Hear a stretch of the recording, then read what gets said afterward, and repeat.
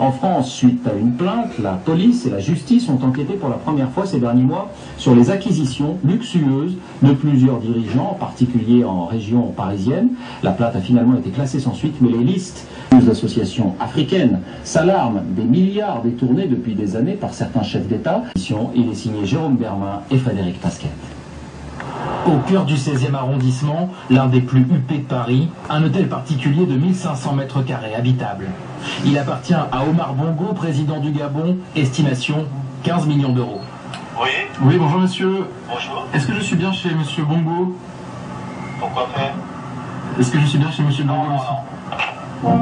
Omar Bongo, au pouvoir depuis 40 ans, éternel ami de la France, au cœur de ce qu'on appelle la France-Afrique. L'un des tout premiers chefs d'État reçus par le président Sarkozy, à peine élu. Monsieur le Président, s'il vous plaît. C'est vous qui m'avez répondu, monsieur? Oui. C'est la maison de monsieur Bongo ou pas, alors, monsieur? La confirmation, c'est la voisine qui va nous la porter. C'est un voisin que vous voyez souvent? Il y a des périodes, ça dépend, absolument. Mais ça fait un moment qu'on l'a pas vu, en effet. Et pour cause, il vient de s'offrir encore mieux, à 2 pas des Champs-Élysées, 2000 mètres carrés, valeur presque 19 millions d'euros, avant travaux. Encore une fois, notre présence n'est pas appréciée. Très vite, c'est l'architecte qui vient à notre rencontre. Il veut absolument nous dire que les travaux se font en toute transparence. Un empire immobilier, celui des chefs d'État africains producteurs de pétrole, scrupuleusement répertorié dans une enquête de police. À l'origine, une plainte de 3 associations françaises pour recel de détournement d'argent public, et le résultat le voici. Omar Bongo et sa famille, 33 propriétés.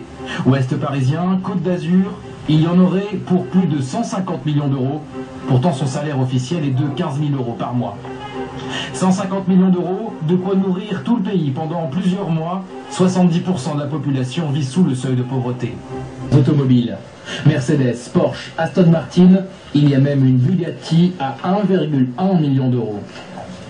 Et puis cette limousine, filmée ici par un amateur, destinée à Madame Bongo, elle a été payée 390 000 euros comptant avec ce chèque, émis par la pairie du Gabon, un compte ouvert à la Banque de France pour l'ambassade et son personnel. C'est-à-dire que la Banque de France ouvre des comptes qui servent à blanchir l'argent public gabonais détourné. Fin 2007, la justice française décide pourtant de classer l'enquête.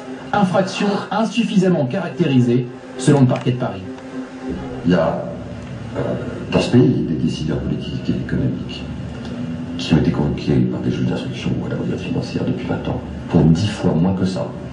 Donc il n'y a pas de doute sur le fait que la décision d'enterrer provisoirement le dossier est une décision exclusivement politique.